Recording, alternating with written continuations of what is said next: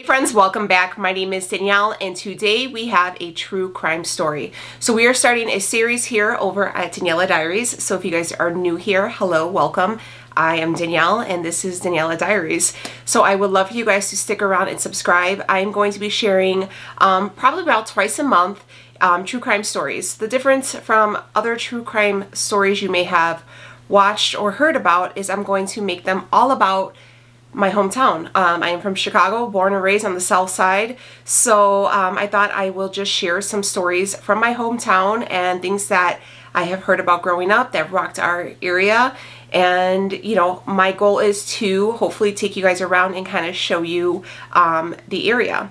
I had every intention on sharing this particular area with you, and I'll get into it further detail later, but there were some issues, but we will talk about it later. So if you guys are interested in true crime, love to hear all about it. Let's get into it. The first case we're going to talk about in our series is going to be about Richard Speck. If you guys have never heard about Richard Speck, you're in for it, because he was a sicko. He was one sick puppy, and it was a long line of criminal activity that I feel that could have been prevented many years ago, but I just feel like almost the judicial system has failed in many ways. So let's start about it. Richard Speck. Okay, here we go. I have a lot of facts so I don't get sidetracked. So I have a lot of things written down, so you guys might see me kind of looking back and forth. I just want to make sure I stay on a timeline and have everything matter of fact. So bear with me. This is my very first episode. I'm super nervous, but I am I really think you guys, if you're true crime fanatics like myself, I think you guys will be really interested in this one. So here we go. Richard Benjamin Speck. He was born December 6th, 1941. Richard Speck was born in Kirkwood, Illinois. Kirkwood, Illinois is basically in the northern part of Illinois, almost where Illinois and Iowa meet. So I kind of looked into the town. It is a very small town. They did a census back in 2010, and the population of that town was like 740 people. It was a very, very, very small town. So he was born in this small town. Richard Speck was the 7th of 8 children. His father was Benjamin Franklin Speck, and his mother was Mary Margaret Carbo. Shortly after Richard was born, his family did pack up and they moved to Mammoth, Illinois, which was a fun fact that I was kind of reading. So I was kind of looking into that location because I've never heard of it, because Illinois is a rather large state. That is actually where Wyatt Earp was from. First, I didn't even know he was real. And second, it's kind of crazy how the ultimate bad guy grabber was from the town in which he lived. It was kind of ironic in that way, I thought. So yeah, he was born in Kirkwood. They went ahead and moved to Mammoth, Illinois a few years after he was born, basically for work. Those small towns, it was really hard to find jobs, so his family needed to thrive. Richard was, like I said, the 7th of 8 children, so right behind him came his sister Carolyn. His other siblings were quite older. If you guys were familiar with big families, they tend to come in like spurts and waves. So, you know, by the time he was born, some of his siblings were already grown up out of the house, okay? So it wasn't 8 kids in one home. Some of them had already moved on, and so basically when he was born, it was just him and his younger sister and his parents. Since Richard and his sister were the only 2 kids left in the house, they were very, very close. They were close in age. Richard was also said to be very close to his father. I guess his father was known to be just a great guy. He worked at a packing plant in Mammoth. His mom was a stay-at-home mom, a very religious family. His mom was, I believe, a Baptist, so they were very into the church and stuff like that. And his dad was just an all-around great guy, and they had a really good thing going. They had a great family, which when you hear about these serial killers is where a lot of the roots start. So what happened to him? So this is what happened. When Richard was 6 years old, his dad died suddenly. They believe it was a heart attack. His dad was only 53 years old, so he was rather young.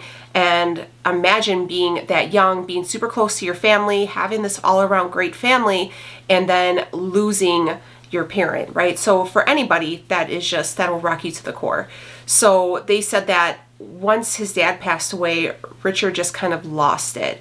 And imagine being a stay-at-home mom during these times where the spouse was the breadwinner, you know, his mom was also in a bad place. She's already, you know, she's had a bunch of children. She's a little bit older at this point. Her husband had passed away.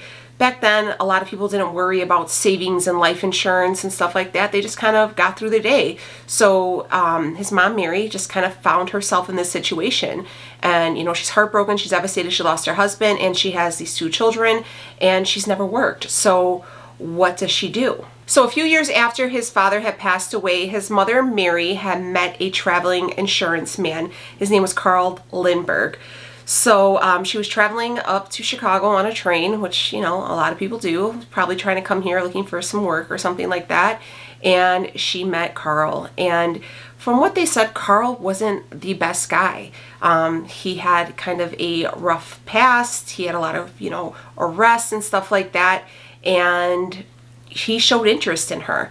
So they met, and very soon after they met, they decided to get married. So, you know, imagine, you know, these kids are still, even though it was a few years, their mom meets somebody else, very short-lived relationship, and they're like, hey, I met this guy Carl, this is my new boyfriend, and they're like, wait, what the hell? And then they're like, all right, we're gonna get married, and it's just a shock all over again. So I feel like that kind of started to be the decline, okay? So soon after Mary met Carl, she decided, hey, we're gonna get married, or they decided they're gonna get married. Carl was 15 years older than Mary, and she's like, okay, well, we're gonna get married, and she decided to take her 2 children, because remember, Richard Speck and his younger sister Carolyn, they were the youngest of the 8, and they were still, you know, young enough to still be in the mom's care. The other children were already grown and, you know, doing their own thing. So she took her 2 youngest children and moved to Texas. They moved to East Dallas,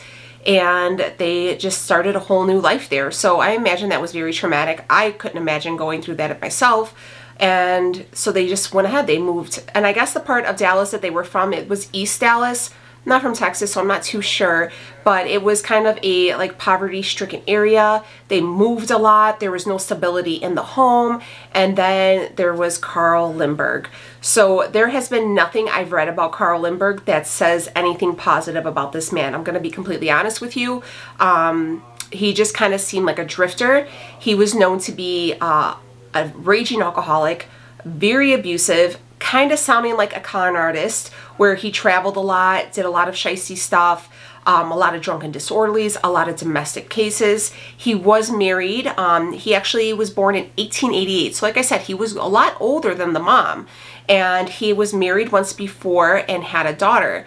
All the research I've ever found, his first wife and his daughter have never been mentioned, and they never had given any interviews or talked about anything, okay? And a lot of the problems that Richard Speck had grown to have been stated it was due to the abuse he experienced from his stepfather. So like I said, Carl Lindbergh was known to be a drunk, an abuser, like I said, basically a con man. And Richard said that from the time he moved in, his mom and his sister and himself had moved in with his stepfather, that this man was verbally, physically, mentally abusive to him pretty much the whole time he was with him. And he basically, you know, just got the brunt of everything. It was never stated if the mom or the sister was ever abused, but you've seen cases like this where they kind of pick on the son, you know what I mean? Pick on the little man of the house. So there was a lot of problems there. And, you know, they said that Carl Lindbergh was really known to just kind of come and go as he pleased, kind of just left the house, left Mary by herself for weeks at a time. They didn't know where any money was coming from. They were, you know, barely getting any food. It was just a complete switch from her previous marriage, her previous life, to where she had found herself now, living in Dallas with this new husband. And it was, quite frankly, a shit show. It was one of those things where, you know, you find yourself in a really bad situation, and how do you get out? I had stated before that Richard's mom, Mary, was a devout Baptist. She was super into her religion, and aside from being, you know, very religious woman, she was extremely against alcohol. She didn't drink. Richard's dad didn't drink. She didn't want her kids to drink. So it was kind of weird that she married somebody who was such a raging alcoholic.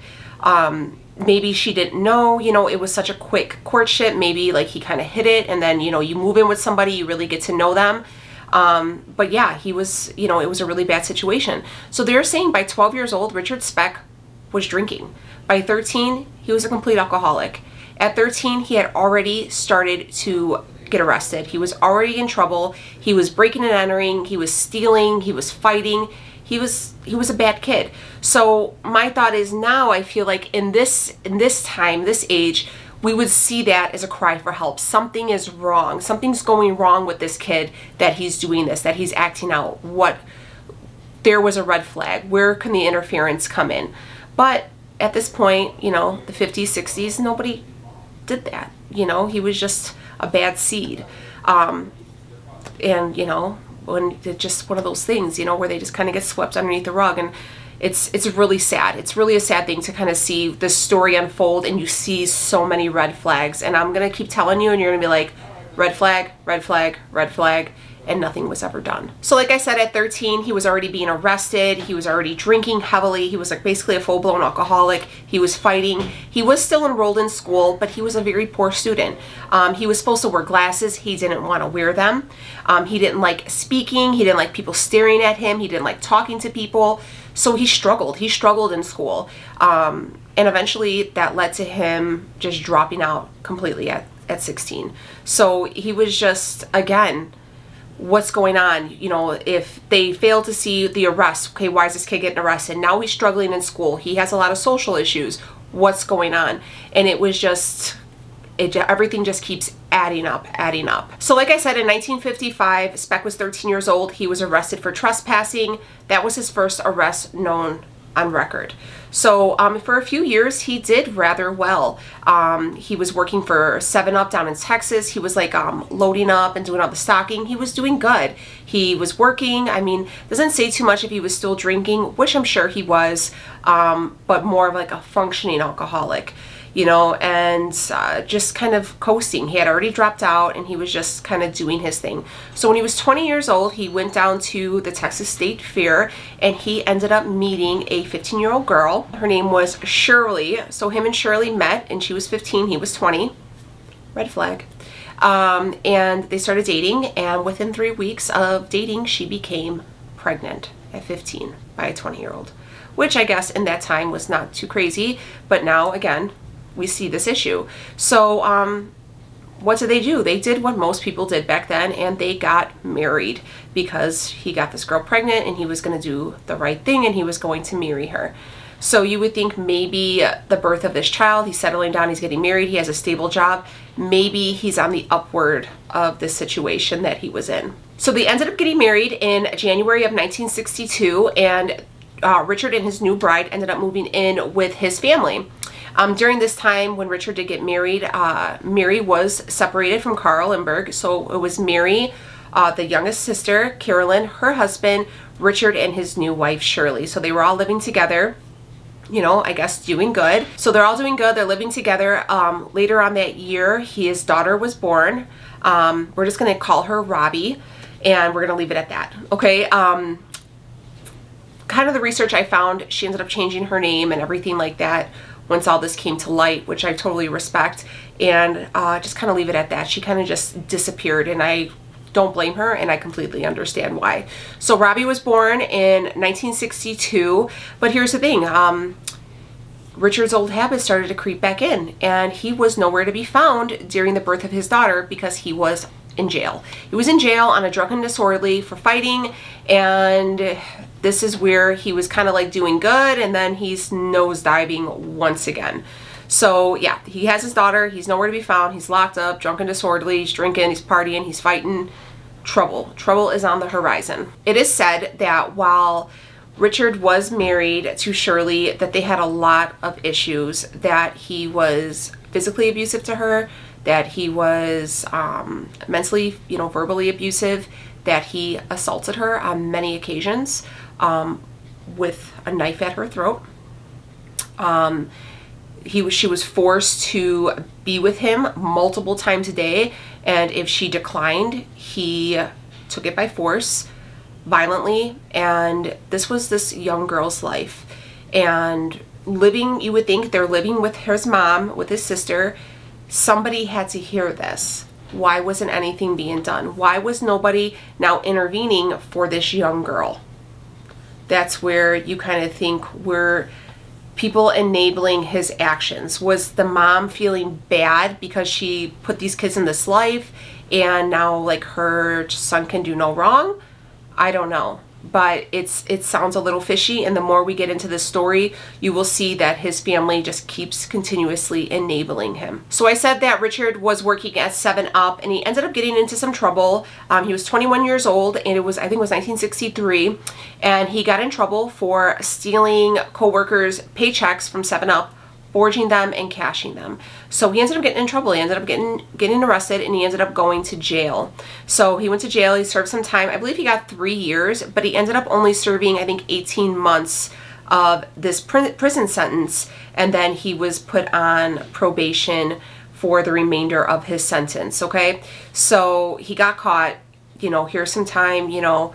At this time, there was no psychologist or anything like that to see these prisoners. So he got out a little bit early, 18 months, which is like nothing. And no less than a week later, he's back up to it. This is where things started to really turn to violence. So it is said a week after he came out of jail, he was in a like parking lot of an apartment building, and he seen this girl walk into her car, and he ran up on her, pulled out a knife, tried to assault her. She ended up getting away. He ends up getting arrested again, and the judge is like, all right, now you have to fulfill the rest of your jail sentence now. And there was some kind of paper mix-up, which is funny now that you look back on it. Like, everybody, it's real hush-hush, and a lot of things are like swept under the rug. But he ended up having like a paper mix-up, and he ended up getting out of jail early again. Like, he didn't even have to finish the whole remainder of his sentence, which you would have thought, because it's a whole new crime, he would have the time on from his forgery charge, and then a whole new you know, sentence added for his assault charge. You know, God only knows what he was going to do to her. Was he going to kill her? Was he going to assault her? We don't know. Luckily enough, she was able to get away. She told him this is the guy who did it, but he just got out in 6 months. Crazy. I was like, what? I mean, this guy was really lucky. I mean, crazy lucky, where you're like, how do you keep, like, I hope you're playing the lottery, because your luck is superb. They ended up interviewing his probation officer, and again, it's just keeps getting stated, this guy has issues. There is a problem. He is going to continuously attack people. And I'm going to read you a quote from his probation officer from the mid to late 60s, okay? He says, when Speck is drinking, again, with the alcohol, he will fight or threaten anyone as long as he has a knife or a gun. So they're already saying he's an alcoholic and he's a violent offender. When he's sober or unarmed, he won't even fight a mouse. So they're already, this is his probation officer. This is the person who's supposed to watch him to say, hey, yeah, he's good enough to be out on the outside. But he's even saying, look, there's an issue. He needs to be back in here. Like, he needs some rehabilitation. But again, nothing was done. So Speck gets out of his early prison sentence again from assaulting the woman, and he goes back home. And he's just lost it at this point. He goes back home, you know, his mom, his wife, his sister, the brother-in-law, his kids there, and he's lost it. He thinks his wife's cheating on him because she won't, you know, lay down 5 times a day when she got a kid. She's probably working, you know. So what does he do? He picks up streetwalkers, we're going to call them, ladies of the night, and he brings them to his home, and where his mother and his sister and his daughter and his wife are, and he dries them up. He like honks, gets his wife to come out the house, and he starts like doing stuff with this lady of the night, laughs at his wife's face. Like, the mom sees this. People are seeing this. This isn't just like, oh, super secret, and like no one knows. He does it multiple times, and he, you know, does stuff with this prostitute, laughs, and then drives away. It's abuse, and it's allowed, and it's continuously allowed. And I hate when people like blame the parents, but they're, you know, this needs to be wrapped up. His sister and his mom need to see, like, okay, he's got a problem. We need to let this kid go. You know what I mean? Like, there needs to be, where's the intervention at this point? So in January of 66, just a few years after they were married, she went ahead, the wife, and filed divorce. Shirley filed for divorce, which I completely understand. I don't know how she stayed with him that long, maybe because he was probably always in jail, so I get it. She filed for divorce, and literally like a few weeks after the divorce was filed, he ends up getting arrested again for assault and battery. And you would think, like, you know, good, let him sit there. Hopefully he'll learn his lesson. Oh no. His mother gets him a lawyer, and his lawyer gets him out of jail, and all he has to do is pay a $10 fine. So a $10 fine, he gets away with another assault. So there's definitely no 3 strikes and you're out here at this time. And he has to pay this $10 fine, and then he's off. But the fun fact is he never even paid the fine. So he gets away again. So again, the luck, he just keeps getting the luck with this. So you got to think now, somebody who's as crazy as this guy is like, I'm unstoppable. No one's going to stop me. Who's going to stop me? I can do whatever I want. I'm getting away with it. They don't care. They don't want me in this jail. So he continuously is on this path of destruction, and each time it's escalating and it's getting worse. And he's still so young is what's crazy. And it's been going on for so many years. So after him and his wife divorced, Richard Speck decided, you know what, I'm going to go home. I'm going to head back home. I'm going back to Illinois. I'm going to go back to Mammoth. I'm going to see my older siblings. He spoke with his older brother. His older brother's like, yeah, come home. Forget Texas. It sucks down there. Come home. I got you a job. It's going to be great. You probably just need to remember how life is up here. No worries. And he's like, yeah, great. Let me go up to Illinois. Thanks for coming back here. You know what I mean? They should have just threw him in jail in Texas at this point. So he gets back to Illinois. He's, you know, in Mammoth. He's with his family. He's like, okay, cool. He gets a call from home, and they're like, yeah, you know, your divorce is settled. And he's like, oh, all right. Just want to let you know, Shirley's getting married again. That's his wife. And I guess, like, it was, if I can't have her, nobody can, which will also come to play again later on in this story. And he lost it, and that was it.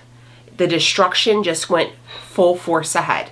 So at this point, Richard is 24 years old, and he's been arrested 42 times, okay? 42 times. And during this time, he decided, you know, Mr. Unstoppable, he's going to get a tattoo. And what does this tattoo say? Born to raise hell. Born to raise hell. Because he's unstoppable. He's a badass. No one's going to stop him. So he's like on a spree now. He's pissed off at his wife. He's got a badass tattoo, like crossbones, born to be wild. Like, he's like, okay, I'm cool. Like, let's go and like tear it up. And that's what he did. So the job that his brother did promise him when he came back to Illinois ended up falling through, which happens a lot. It's a small town, you know. Things don't always work out. Sometimes they just don't need it. Or maybe these people found out that he was like arrested like 100 million times, and they're like, look, this guy's giving me the heebie-jeebies. We don't want him up here. So he was like, okay, well, you're not going to get me a job. I'm going to do something else. I'm going to rob this convenience store. So he ended up robbing a convenience store and stealing like 70 cartons of cigarettes and selling them out of the back of his car. I was telling my husband about this, and I was like, can you believe he was selling cigarettes out of the back of his car and people were buying them? Like, if somebody tried to sell me something out of the trunk of their car, I would have been like, yeah, I'm good. And he's like, that's what people did. And it's so crazy what people did back then. I mean, could you imagine like walking down the street and they're like, hey, pop open the trunk. You want some of these cigarettes? And you're like, I would have ran. As soon as he would have called my name and like leaned on his trunk, I would have been like, peace out, Girl Scout. I'm out of here. You're giving me the creeps. But I guess that's, people did it. It's weird. The way, you know, people evolve is crazy. So he was, you know, it was already known that he robbed this store. He's selling these cigarettes. What happens next? So you're like, okay, well, it's a small town. You know, people are going to put 2 and 2 together. This store was robbed. They're missing all these cigarettes. He's selling all the cigarettes. Who's looking at jail time? No. You would think that he would finally have to, you know, pay the piper. No. What happens? And that's not his mom this time, but his sister, Carolyn. And I'm not trying to blame his sister, because I understand, you know. God only knows what they went through in that house. And, you know, you see these where, like, maybe he took the beatings for her or whatever it is. We don't know. But there comes a point where somebody has to be held responsible for their actions. And this definitely was not a time, because Carolyn was like, look, Richard, I'm afraid you're going to go to jail. So this is what I'm going to do for you. I'm going to send you some money, get your ass on a bus and head on to Chicago and get away from there, because you're going to go to jail. And he's like, good idea. Let's go to Chicago and create more problems. Before Richard got on the bus to head on to Chicago, he decided that his crime spree wasn't done. So what did he do? He broke into an elderly woman's home. He robbed her. He assaulted her. And yeah, he left her there. And he was like, yeah, that's what I'm going to do. I'm going to rob and ravage an old lady, because that's cool. You know, that's going to make me feel like a better person. It didn't stop there. So we all know Richard liked his drinks, and he liked to visit a certain bar. And a barmaid was found dead. Her name was Mary Kay Pierce, I believe. Yeah, Mary Kay Pierce. She was a bartender at this bar he frequented, and she was found murdered, and he was the last one to be seen with her. But before they can question him, he was already on the bus to Chicago. So it is said, while in that area, he was already suspected of the murders. And he was suspected and they wanted to question him about the murders of 3 different women and the missing, and 4 missing women. So he really just, I mean, somebody had to know, like, what about his siblings up there? Were they just like, were they the ones who like called the sister and were like, hey, something's up with this kid. What happened to him? He's just like, he's a maniac. Like, what's going on? You know, it's just, I just don't understand how this just kept on going. And nobody was like, all right, she bought him a ticket. Yeah, he raped this, you know, 83-year-old woman. And yeah, he was seen with that bartender. And yeah, it's not a coincidence that 4 women are missing and 3 others have been murdered, and he was probably with them too. He actually just jumped his ass on a bus to Chicago. So maybe you guys want to call down there. Like, I get that like families like take care of each other, but this family brought it to like a whole other level. Like, seriously. So Speck got to Chicago, and he started doing, started working for like these naval union jobs, which I didn't know that if you weren't in the Navy, you couldn't work for like these Navy ships, that you could work for these Navy ships, but I guess that's a thing. I was like talking to my parents about it, and I was like, I didn't know you can do that. He's like, yeah, people did that back then all the time.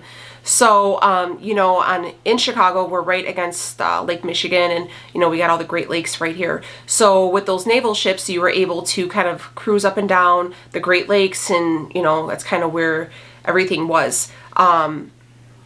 Who knows if he may have a few days off of a ship in different parts around the lakes, and, you know, created some havoc there, and maybe there's more victims that are faceless victims of his that we wouldn't know about, because they can never key it to him, because he was gone before they noticed he was there. It's one of those things you'll never know. But yeah, he was just on these ships, and no one could find him. So anybody from Mammoth, anybody from Texas, anything that could be linked back to him, he was completely gone. Like, he was on these ships, no one could find him, and he was just coasting up and down. Till one day, he ended up having to be flown back in. He was right out, I think he was right outside of Lake Michigan, and he had to be flown back into Chicago because he had appendicitis. So he had appendicitis, they flown him back to land, and he ended up being in the hospital. There, when he was at this hospital, he ended up meeting a nurse, and he ended up talking to her. They were dating a little bit. She was like, you know, real casual. And I guess there was very short-lived like romance, and they ended up separating, and the nurse thought he was like the nicest guy. She like, he was so nice, he was such a gentleman, I just really enjoyed my time with him. It was just, he was going to get back on the ship, and, you know, it just wasn't going to work. So, you know, weird, but also like, you know, narcissists and sociopaths kind of know how to blend in and seem really charming. So there's that. So after Speck got out of the hospital for the appendicitis, he ended up losing his position on the naval ship, okay? So, which happens, you know, it's not like back then people had like sick time. It was like, all right, well, your position needed to be filled, so we had to fill it ASAP. So he stayed right around this hospital. So I was going to take you. This hospital was called South Chicago Hospital. It's on the east side of the city, and yeah, it served the community. was a pretty big hospital back in the day. It's still standing at this time, but is no longer named South Chicago Hospital. It was bought out by a bigger network that is really huge here in Illinois. It's like probably like the top 3 hospitals, this network that it's belonged to.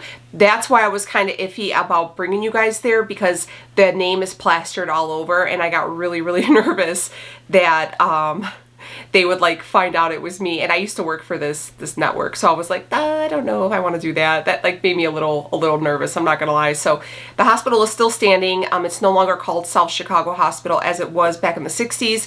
It was eventually bought out by a bigger network, and it was renamed, but it is still standing. It's, you know, it's updated. It still doesn't look like it did back in the day.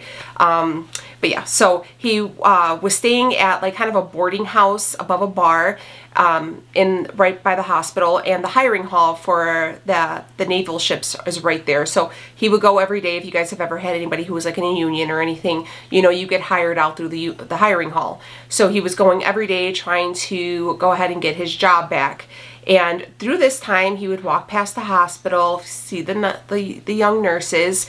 And back in the day, before there was like, you know, nursing schools, a lot of the hospitals did their nursing school in-house. So they had like their own nursing program in-house, and they would, you know, call the nurses to come in.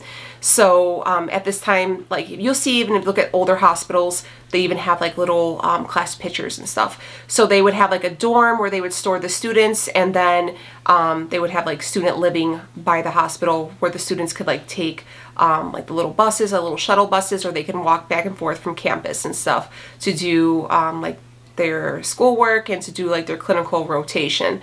So as he was walking back and forth from the hall, he would walk past, you know, this townhouse where they were using as a dorm for some students, and he would see the student nurses, you know, kind of do this. He's drinking, but he's, you know, just kind of doing his thing. So he ended up being promised a job. They said, all right, come on out, you know, come out to Indiana. We're going to give you a job. We have a job here on a ship for you. It's guaranteed. Come on back. So where he was on the east side of the city is very close to the border of Indiana. So it's not like a long ride at all.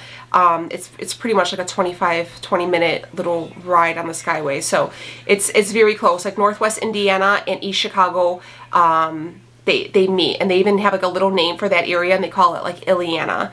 Where it's like Illinois and Indiana meet. It's very close right there. So just to give you guys that perspective, because I feel like when people say like, oh, he's coming from Chicago to Indiana, it's like a voyage, and it's really not. It's really, a lot of people live like in that part of Indiana, and they work in the city, just because it's better paying here in Illinois than it is in Indiana. But nonetheless, I digress. Just so you guys know the kind of geography of it all. So he goes to Indiana, and he gets there, he's like, all right, I'm ready to work, put me back on the ship. And they're like, you know what, look, the job is no longer available. Sorry, we wasted your time, but we don't need you. You can go ahead and go back. So he's pissed. He's pissed. He goes all the way out there. He's looking for a job. He doesn't have the job. He stops at the bar. He starts drinking. He's really angry. So what does he do? He finds this young girl. Her name is Ella Mae Hopper, and she was young. I think she was like 23 years old. And he assaults her, and he steals her gun. And he takes her gun, and then he's just off. So right after he assaults this young girl, he takes her gun, and he starts drinking more, and this is where the night of hell occurs. So Richard's back in Chicago. He's back where he, you know, he still had that like rooming house, and he's drinking. He's all hyped up on adrenaline, you know, after what he just did.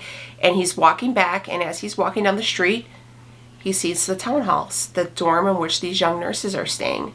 So I guess it just clicked for him. So he climbs in through a window. It's 11 o'clock at night. He climbs in through this window of this townhouse. You know, I'll show you a little picture here.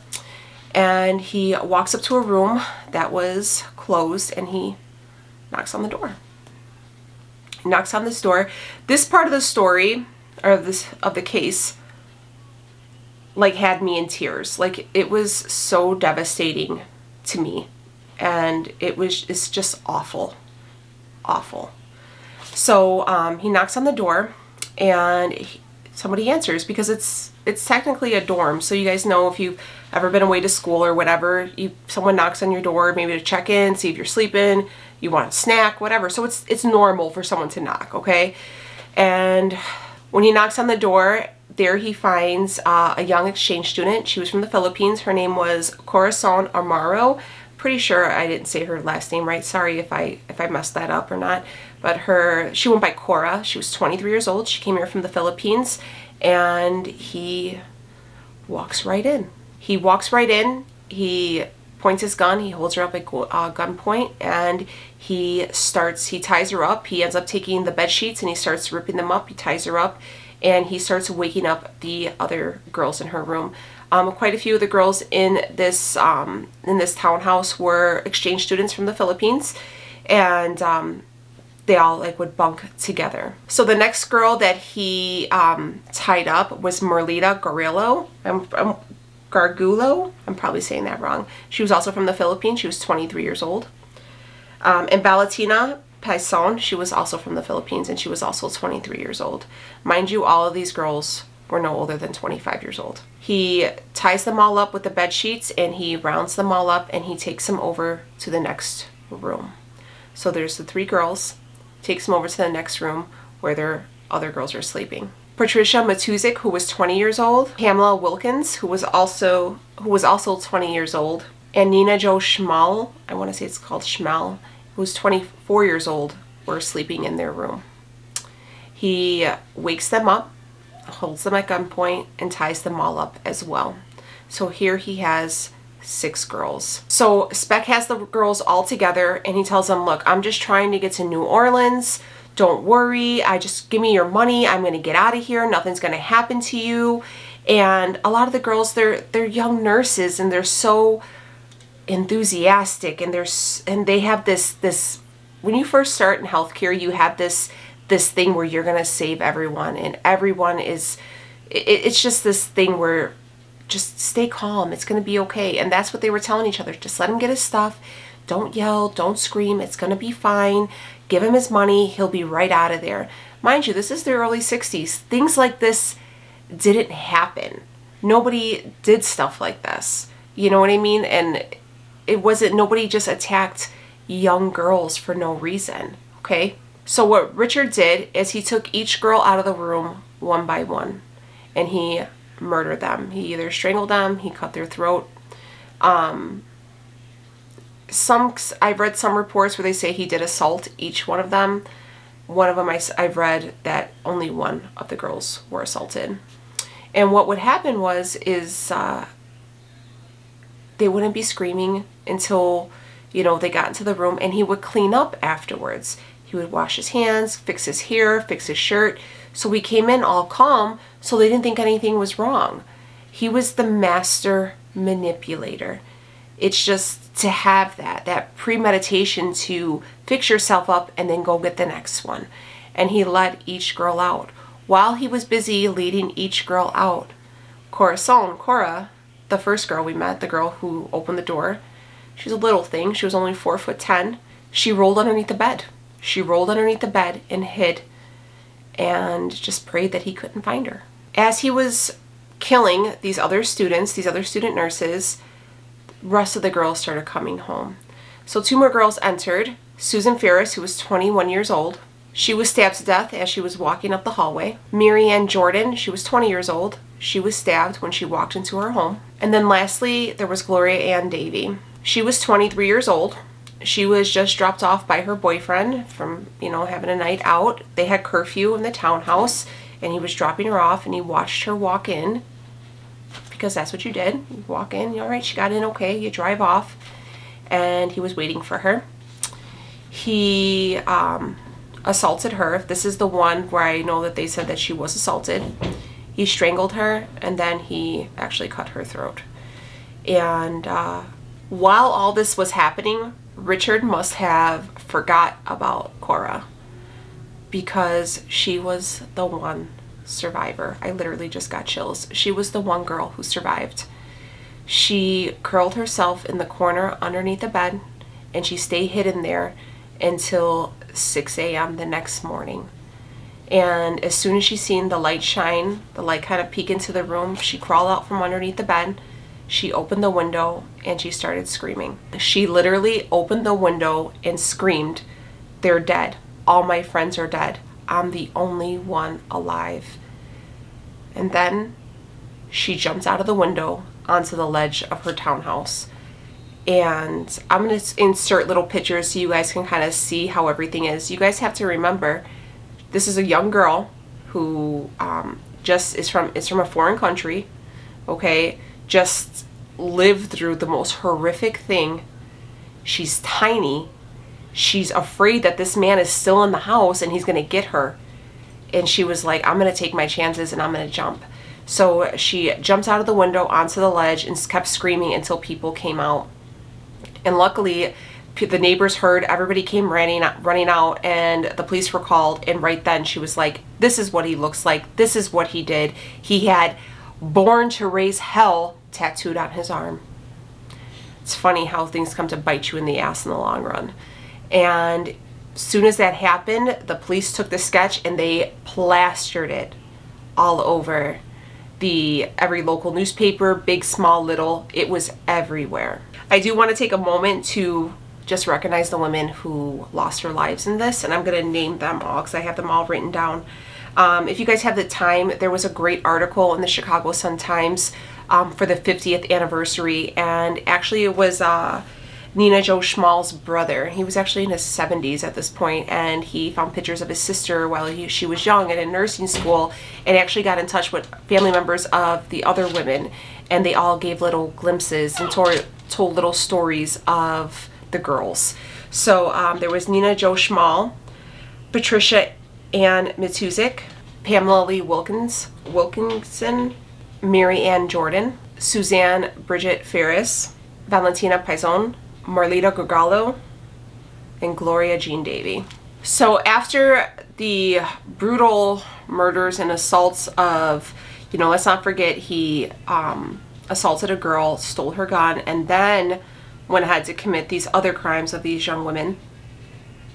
He went in hiding. He ended up staying at like a $1 a night hotel. It's like one of those places where they just rent the rooms or like the beds or whatever. And he was partying. He like met some new friends. He was partying and this and that. And his new friends had seen in the newspaper that he was on the front page, and they're like, what is this? Whose friend is this? So they actually ended up calling the police and were like, hey, this guy's here. And the police never came. They never came. They never followed up on it. Nothing. They were like, yeah, okay, sure.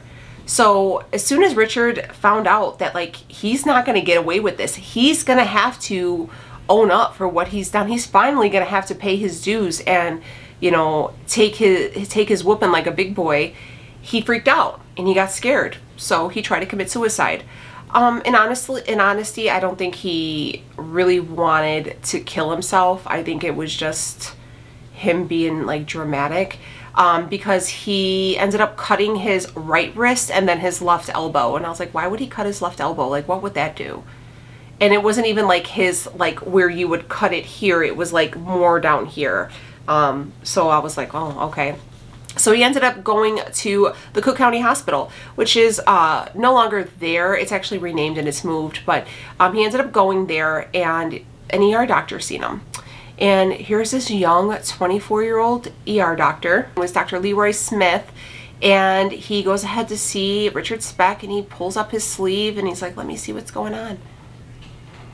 Wow. Born to Raise Hell, his tattoo says. And he's like, that's what they said in the newspaper about that guy. So he put two and two together, and he was like, all right, we'll fix you up. He called the cops. The cops came, and then and there, Richard went ahead and he confessed to everything. He confessed. But since Richard was under the influence of sedatives from his hospital admittance and his, you know, his injuries, the confession was not valid. So they couldn't even use it. So he was arrested, and they were going to go, they set up for trial. They're like, we're going to trial. As you know, Cora was the only one who did survive, and the doctors were really afraid for her to testify against him. It was a very traumatic thing. She's scared. She's alone here in this country. She just lived through something that no one should ever live through. And they were really afraid that she was going to basically have a mental breakdown. And she, I mean, she is my hero. She is who I want to be when I grow up. And she did it. She walked in there, every little bit of her, and she sat down in that box and she said, that is him. He is the one who did it. She pointed him out. She looked at that person, and she did the damn thing. And I was like, yes. I was like literally I was reading this and I was like, hell yeah, Cora, hell yeah. Like I was so proud of her, and I was like, do that shit. I was like, I don't know, I'm Cora's biggest fan, so I think she's really great. And I was like, good for you, man, good for you. So even if Cora did not testify, they had enough proof to convict him. They had fingerprints, they had everything. He was done. He was done, okay? So they ended up, you know, going to trial. It took the jury 45 minutes to convict him to death. They said, yep, you need to die for what you did. And then here it comes. In 1972, the Supreme Court declared actually that we will not put people to death here in Illinois. So they gave him instead 400 years life sentence, which, you know, he's never going to get out. At least you knew he was never going to get out. You never had to worry about him ever seeing the light of day again, which was a good thing, right?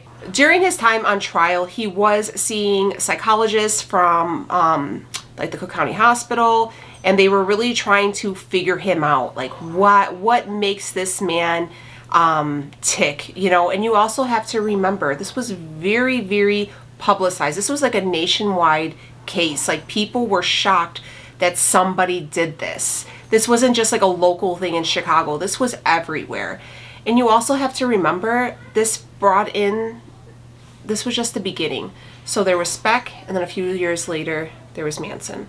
So it was just almost like a burst to these people's bubbles that there's this monster in this world. So each psychologist wanted to, you know, I'm going to tell you what's wrong with him. So I'm going to tell you a couple of things that they were trying to say what was wrong and what wasn't and stuff like that. So I have them written down because I don't want to screw up the verbiage. It says he was incorrectly reported that he had the XYY syndrome.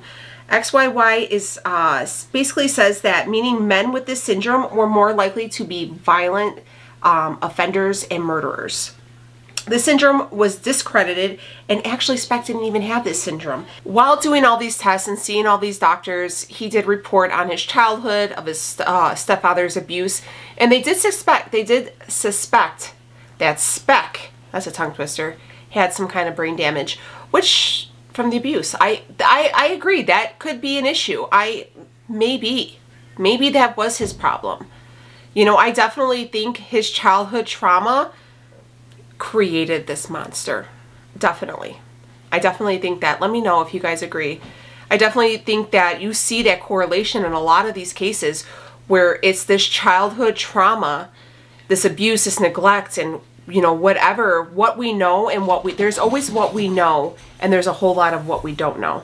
So was Carl Lindbergh just as guilty of these murders as Richard Speck? Was diagnosed with a disorder, and I'm going to tell you what this disorder was because I've never heard of it.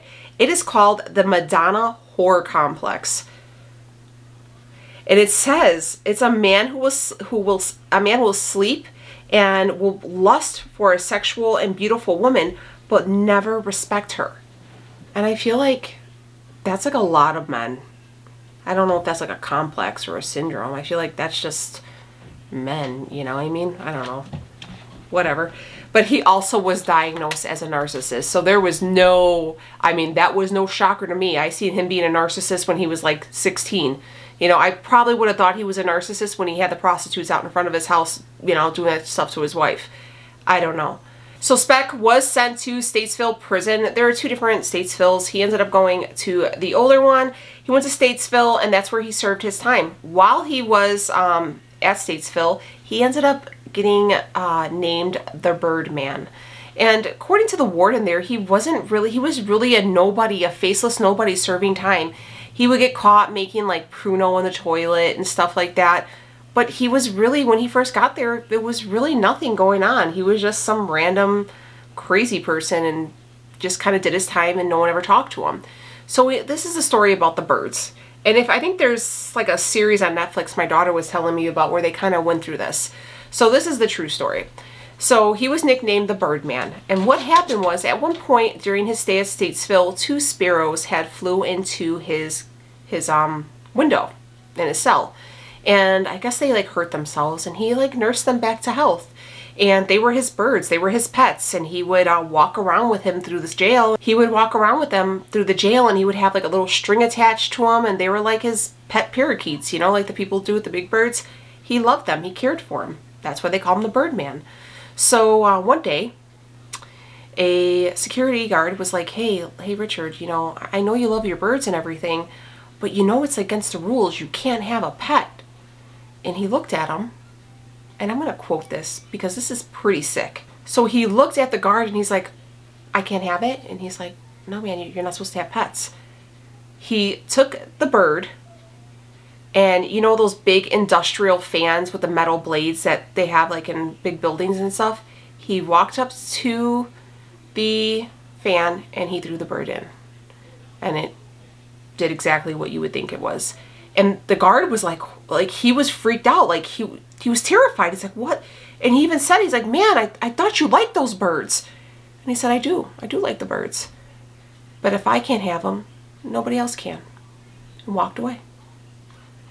And I was like, oh, well, we're probably going to add sociopath along with that narcissistic tendencies. Because, I mean, there was no, I feel like the damage was just done with him. There was no coming back. Like, he was, there was just nothing. Like, there was no remorse, no love, nothing. He was just an empty vessel. And it was absolutely disgusting. There's a whole other side to the Richard Speck case that I feel like a lot of people don't know, aside from his horrific crimes. Richard Speck ended up dying in December 5th, 1991. He ended up having a heart attack, very young. It was right before, I think it was like 53rd birthday. And yeah, he died in jail.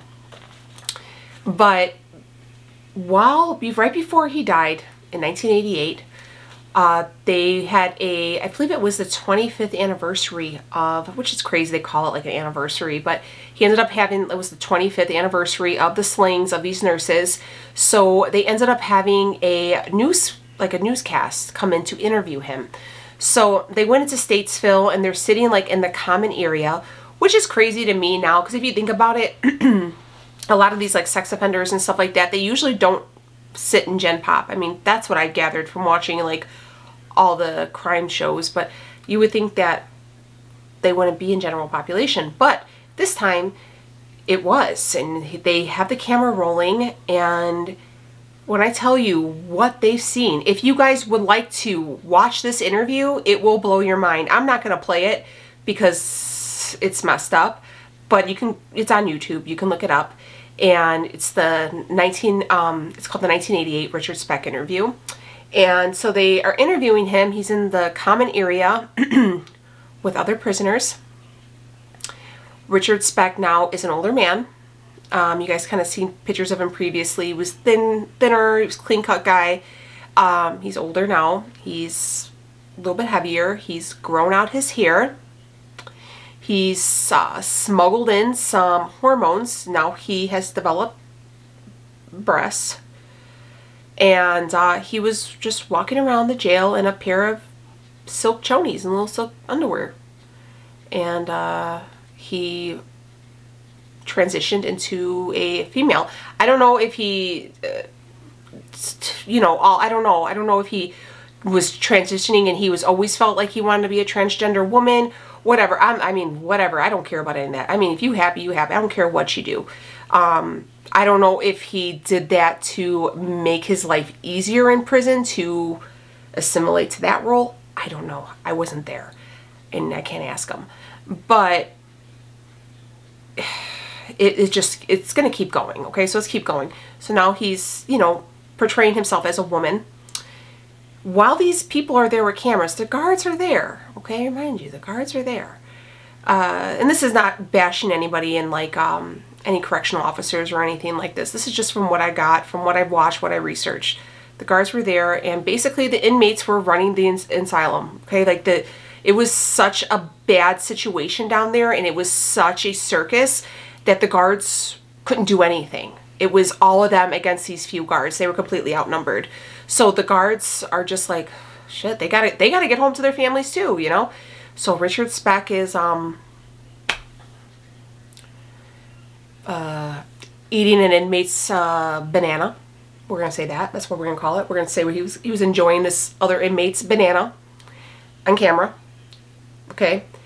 He was enjoying a little bit of you know, the booger sugar on camera in jail. And it was just a free-for-all. It was like an orgy, drug-infested party in jail. And people, and the guy was like, what in the hell is going on? And he would laugh, and he even said it, like, if people knew how much fun I was having here, they wouldn't even want me to be here. Like, he was enjoying his prison time.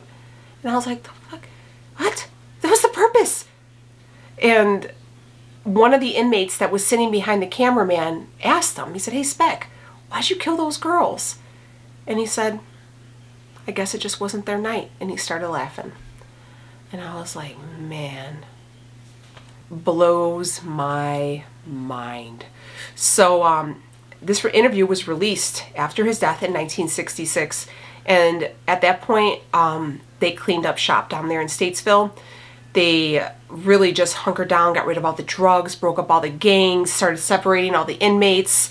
They took back the jail. An anonymous attorney had released that footage, and senators and aldermen and everything were in an uproar. It was embarrassing for the city. It was embarrassing for the criminal justice department. It was just a slap in the face, and the world seen it, and we looked like a joke. We looked like we were handing off, we were just catering to these criminals and allowing them to just have a great time. And that's what they were doing. So they really cleaned up shop after that. So they say a lot of, not only was he was also responsible for the cleanup of Statesville. So I thought that was pretty remarkable. And even all those years later, he had no remorse. He was literally just a piece of shit. Do I think that it was because of the abuse? Yeah. I think that he had a rough childhood. I think a lot of it stemmed from it. But also sometimes when you see people like that, like, are they born bad? Is it because they're raised? Is it like what they say with, like, and I hate to compare people to dogs, but they'll say, like, not all pit bulls are bad, it's how you raise them. Well, was he, if his dad would have lived and his mom would have stayed with his dad of a mammoth, or would they have been okay? Would he have been raised to be a productive person of society and have a loving, caring family? I don't know. Maybe. It's possible. Who knows? Who really knows? But it's sickening. His mother died in late 80s. His sister is like virtually undetectable. You can't find her. Mostly all his siblings are. His daughter, like I said, changed her name, which I respect. I wouldn't want to be, she didn't really even know the man, and I wouldn't want to have my name assimilated with that either. I don't blame her. Like I said, the hospital is still standing where the nurses had went, and the townhouse in which the nurses were residing, I couldn't find it. A lot of that area has changed, and a lot of it has become a lot of affordable housing. So it's really different. We were gonna head out and try to find the townhouse or see if they had any type of, you know, stuff out there. But we got hit with an ice snowstorm. So Mother Nature was like, Danielle, you need to stay in. If you're gonna show them about Chicago, you need to tell us that Mother Nature doesn't play. So we're hoping for the next one, I'm gonna take you guys with us. But I do also want to talk about Cora. Cora was the survivor. So I did mention that a lot of the family members, they did that 50th anniversary, and I was reading in the Sun-Times, and which is like kind of a big paper here. And they just kind of talked. Some of the family members ended up doing like grants for their family member that had passed away for nursing schools in their area, because some of the girls were from around this area, some girls were from different parts of the city. But Cora, so Cora being the only survivor, like I said, she was a small little thing, young girl. She ended up going back to the Philippines, and she continued on. She ended up becoming a nurse. She got married. She married a lawyer, and she ended up coming back here to the States and had 2 kids of her own. She settled in Washington, D.C., and she said that she doesn't really give any interviews. I'm pretty sure she's not even around anymore. But maybe her family will see this, and I just think that your grandma, your aunt, your cousin, I think she's a phenomenal woman, and her strength is really inspiring. And I guess that when she went home, that people were just like, how did you survive? How did you survive? You know, like, she's so small, she's such a little thing. And I read this excerpt that she posted, and I screenshotted it because I thought it was kind of cool. I worked with a lot of girls from the Philippines, so they're very strong women, you know. And she says that Cora came from Batangas, which is a province south of Manila, and it's known for its volcanoes, its beaches, and its balisong, which is a traditional folding pocket knife in which the blade can be concealed. And when they said, how did you survive? And she said, I came from a place where they make the balisong. It's a little knife, but it's sharp and it's deadly. But no one could see us. And people underestimate us because we're so small. That's how I survived. And I was like, right on, Cora. Right on. And I was like, I could even cry thinking about it. I'm so emotional with these cases. But I just thought it was really inspiring to see that. So, that, my friends, is a story, is a trial, is the case of Richard Speck, who not only killed those nurses, the 8 nurses, but he killed many others that we don't even know, assaulted many others, abused spouses, robbed, stole, and just mistreated people. Was he the victim of child abuse? Was he just born bad? Was he literally just born to raise hell, like his tattoo said? Or was he a born narcissist? Was he just a sociopath? I don't know. You know, a part of me thinks that he was just a piece of shit and he deserved to be locked underneath that jail. And yeah, but then there's a part of me as a mom where I'm like, what happened to that kid? What's the real story? Was his family just trying to save him all the time because they know how bad it was? Was his mom to blame because she just couldn't make it on her own, so she decided to marry some guy she barely knew and sent her kids to live with a stranger? Was his sister to blame because she kept bailing him out? Was his mom to blame because she kept bailing him out? You know, I don't know. What do you guys think? Who's the bad guy? Obviously, Richard Speck's the fucking bad guy. We're going to say that one. But, I don't know. This is where it's hard, you know, to point the fingers. I think when I was younger, I would have been like, it's his fault. I'm not going to blame his mom because I hate when people blame the moms. But there's something to be said here. So, I don't know. I would love to hear what you guys think. Our next case will be another Chicago, another famous Chicago one, and that will be on Leopold and Loeb. So I hope you guys are looking forward to it, and we'll be taking you guys to Hyde Park. So I hope you guys enjoy this. Please give this video a thumbs up, share it. This has been like, this is kind of like my baby right now, and I'm just so excited to have this with you guys. So yeah, please share it, tell all your friends, and I'll see you on the next one. Be safe, my friends, and protect yourselves. Be careful out there. It's a crazy place. I'll see you on the next one. Take it easy.